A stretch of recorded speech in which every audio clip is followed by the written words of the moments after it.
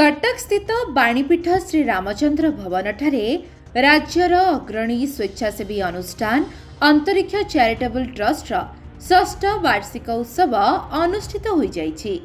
ए उत्सव रे अंतरिक्षर वार्षिक पत्रिकार प्रथम संख्या उन्मोचन होगा सहित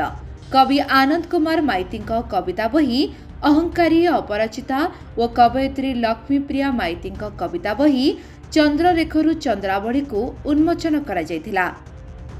सभारे नगेंद्रनाथ स्वाई सभापतित्व करथिबा बेले शशधर पंडा मुख्य अतिथि, जीवनानंद अधिकारी,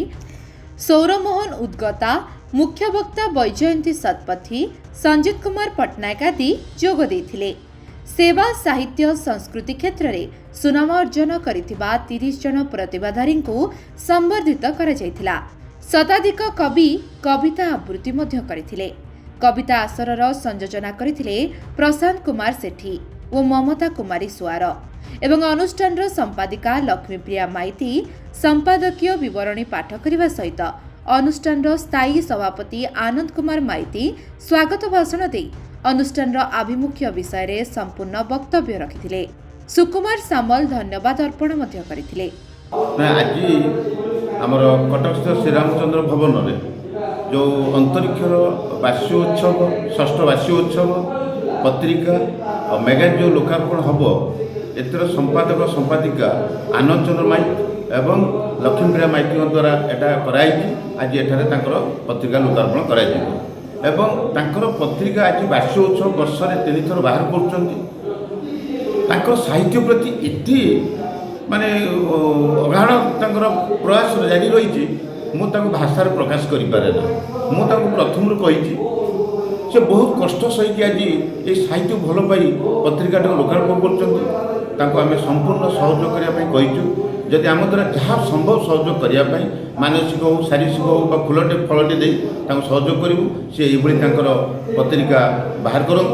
बा साहित्य प्रति भल पाइबा था एवं आम जेहेतु ओडिया भारी बढ़िया भल पाइबाटा था आगू बढ़ी रो आम जगन्नाथ प्रार्थना कर भलरे था। अंतरिक्ष चैरिटेबल ट्रस्ट जो वार्षिक उत्सव चलती षष्ठ वार्षिक उत्सव यही ट्रस्ट सभापति अच्छे सर कौन कहबे आज जो छोटिया बहीटी फुलटी आज पुष्पित होगा जाऊँगी बही विषय ना ट्रस्ट प्रथम 2018 मसीह परिकल्पना ही आसला 2019 मसीह रजिस्ट्री सरकार पंजीकृत होती कि पंजीकृत होगा पचर ट्रस्ट मुख्य आभिमुख्य हूँ सहयोग निष्पेषित गरीब अभावी दुखी यही लोक मान सहयोग कर आगामी लक्ष्य रही बहुत समाज सचेतनामूलक कार्यक्रम और छोट छोट कार्य चलती बढ़ावा प्रोत्साहित करूँ बड़ धरण करूँ ट्रस्ट को विश्व दरबार में प्रतिष्ठा कर मुख्य आम आभिमुख्य रही है आभिमुख्य खाली प्रकाश कले हेनी परिश्रम कर परिश्रम समाज सेवा करवा दरकार। साहित्य कला संस्कृति सब प्रकार सब जिनसा रही